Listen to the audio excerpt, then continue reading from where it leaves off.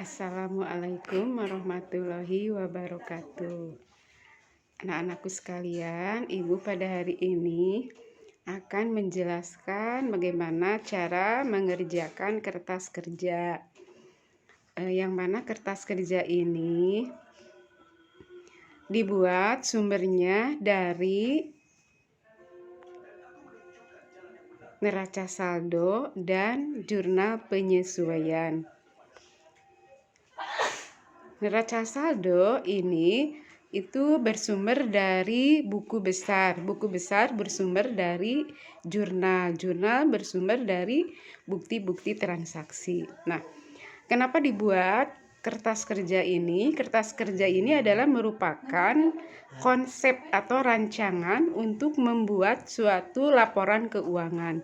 Jadi tujuan atau siklus akuntansi itu adalah laporan keuangan yang dibutuhkan oleh pihak intern dan ekstern. Nah, di sini prosesnya pertama kali yaitu harus memindahkan semua akun-akun yang ada di neraca saldo. Kemudian dipindahkan semua. Nah, ini dipindahkan semua akun-akun yang ada di jurnal penyesuaian. Nah, ini jurnal penyesuaiannya. Nah, jurnal penyesuaiannya itu harus dalam keadaan seimbang. Di bawah ada jumlahnya. Di bawah ada jumlah. Nah, ini. Jadi harus dalam keadaan seimbang. Nah, kalau belum seimbang, jangan dulu melanjutkan ke kolom berikutnya. Jadi harus pastikan dulu seimbang antara jumlah debit dan kredit ini. Kalau belum seimbang berarti jurnal penyesuaiannya itu ada beberapa akun yang mungkin belum dipindahkan gitu ya. Nah, baru setelah seimbang maka kalian bisa melanjutkan ke kolom berikutnya, yaitu apa? Yaitu neraca saldo yang disesuaikan. Yang asalnya neraca saldo, maka di sini sekarang ada kolom neraca saldo yang sudah disesuaikan akibat dari adanya jurnal penyesuaian. Maka sumber untuk membuat laporan keuangan itu dari neraca saldo yang sudah disesuaikan, bukan dari neraca saldo ini. Nah, pastikan dulu kemudian kolomnya itu debit kreditnya itu dalam keadaan seimbang pula. Nah, di sini di bawah pastikan kalau sudah disesuaikan, nah jumlahnya harus seimbang. Bagaimana cara kerjanya? Prosesnya untuk membuat neraca saldo disesuaikan ini yaitu gampang ya. Yaitu yang di debit dikurangi kredit. Debit kurangi kredit. Berapa besar kecilnya itu tergantung posisi besar kecilnya yang ada di debit. Di sini kan jumlahnya yang di sebelah debit yaitu adalah 10 juta dikurangi 200.000 dikurangi 200.000. Nah, hasilnya adalah 9.800.000. Jadi tinggal dikurangi. Kalau yang tidak ada jurnal penyesuaiannya seperti yang kedua, yang ini kan tidak ada jurnal penyesuaiannya, cukup dipindahkan saja ke posisi sebelah debit gitu. Nah, selanjutnya kalau posisinya kredit, kemudian kredit, maka di sini ditambahkan sehingga posisinya ada di sebelah kredit untuk mengisi neraca saldo disesuaikan. Kalau tidak ada jurnal penyesuaiannya, kalau ini kan tidak ada, maka pindahkan saja, dipindahkan ke kolom kredit, yang kalau di kredit ke kolom debit kalau ada yang di sebelah debit. Jadi tidak perlu dikurangi atau ditambah. Nah, sampai posisinya itu dalam keadaan seimbang kembali neraca saldo disesuaikannya itu. Setelah tadi di sini seimbang, maka di sini pun harus seimbang pula. Kalau belum seimbang jumlah debit kreditnya, jangan dulu melanjutkan ke kolom berikutnya. Kolom berikutnya adalah kolom laba rugi. Jadi harus pastikan dulu neraca yang disesuaikannya itu dalam keadaan seimbang dulu di sini. Baru masuk ke kolom laba rugi. Nah, kolom laba rugi ini Nah, kolom laba rugi ini adalah memproses di sebelah debitnya itu semua kelompok akun beban. Di sebelah ruginya semua kelompok akun pendapatan yang bersumber dari neraca saldo yang sudah disesuaikan. Nah, jadi B dan P. Nah, jadi di sebelah debit B, beban. Sebelah kredit P, uang-uang yang ada di neraca saldo disesuaikan. Yang ini, pindahkan semua ke laporan laba rugi debit B, kredit P. Sehingga nanti jumlahnya, nah di sini jumlahnya sementara tidak harus dulu seimbang. Karena akan mencari selisih antara B dan P-nya itu. B-nya apakah besar? Apakah P-nya besar? Nah, tergantung. Kalau P-nya besar di sini maka untung.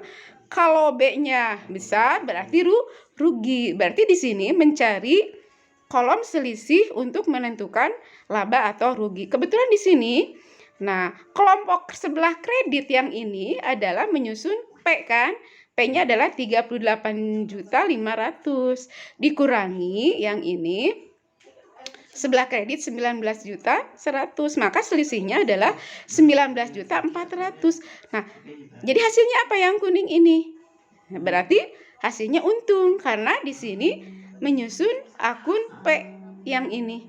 Yang sebelah kredit tadi di sini menyusun akun semua pendapatan, di sini menyusun akun beban. Jika pendapatannya lebih besar ketimbang bebannya, berarti P-nya besar 38 juta, sedangkan pengeluarannya 19.100.000, berarti di sini posisinya adalah laba 19.400.000. Nah, begitu cara menentukan laba rugi perusahaan. Selanjutnya kalau sudah diselisihkan, nah selanjutnya maka boleh kalian memproses ke kolom neraca ini. Nah, kolom neraca berarti sisa dari tadi di sini B, di sini P, berarti di sini apa ya? Di sini adalah semua kelompok H, harta, kemudian private. Nah, private di sini di sebelah debit. Sebelah kredit di sini menyusun akun modal ya. Sebelah kredit di sini menyusun akun modal, akun utang, dan akun akumulasi penyusutan. Nah, di sini disusun. Di sini apa? H, harta, semua harta, dan private di sini ya. Nah, MU akumulasinya ada di sebelah kredit di sini. Nah, selanjutnya itu bersumber dari mana? Yang tadi itu yang ada di neraca saldo tadi.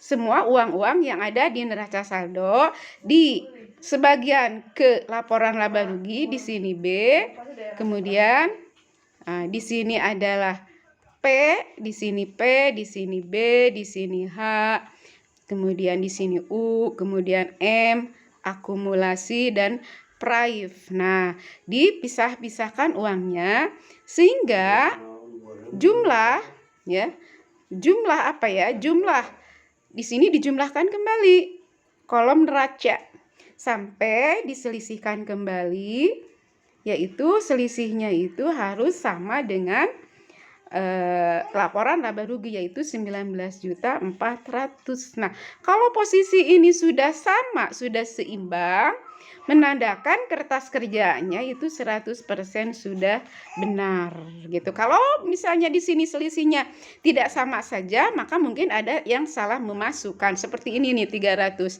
Ini adalah harta. Jangan disimpan di sini atau di sini. Di sini atau jadi jangan salah memasukkan uang ya di sini. Nah, jadi sekali lagi kertas kerja ini atau neraca lajur ini diperuntukkan untuk membuat laporan keuangan yang digunakan informasi ini bagi pihak intern dan ekstern. Siapa intern? Pimpinan perusahaan. Siapa ekstern? Direktur ya, kreditor, investor, kemudian pemerintah. Nah, itu semua membutuhkan informasi akuntansi. Berupa apa informasinya? Berupa laporan keuangan. Satu apa? Laba rugi. Kedua, perubahan modal dan neraca. Ini pernah dipraktekkan di persamaan akuntansi ya. Nah, jadi sekali lagi itulah cara proses kerja dalam membuat kertas kerja yang diperuntukkan untuk membuat laporan keuangan. Jadi pertemuan yang akan datang mungkin Ibu akan mempraktekkan bagaimana cara membuat laporan keuangan yang bersumber dari kertas kerja ini, Nah, selamat mencoba kalian ya. Mudah-mudahan tidak ada kesulitan. Kalau ada kesulitan boleh japri ke Ibu ya. Ada kesulitan Bu, jangan segan-segan, jangan malu ya. Japri aja ke Ibu. Bu, gimana ini? Bu, gimana? Jadi Ibu sangat menanti siswa yang mungkin kesulitan di dalam belajar akuntansi. Ya, mungkin sekian saja. Ini Ibu dalam menerangkan kertas kerja, mudah-mudahan kalian mengerti ya. Nah, minggu depan akan melanjutkan ke laporan keuangan, mungkin sama jurnal penutup. Mungkin terakhir ya minggu depan kita siklus akuntansinya. Nanti kalau sudah dimasukkan ke dalam perusahaan dagang, dilanjutkan ke perusahaan dagang.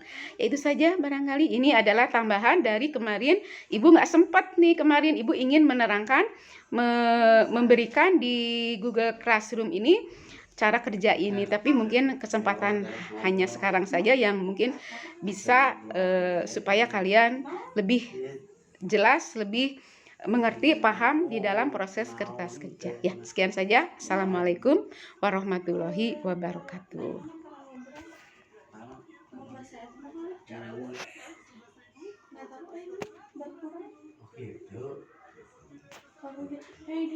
Sampai kubik udah capek jangan ngobrol. Udah dimatiin belum?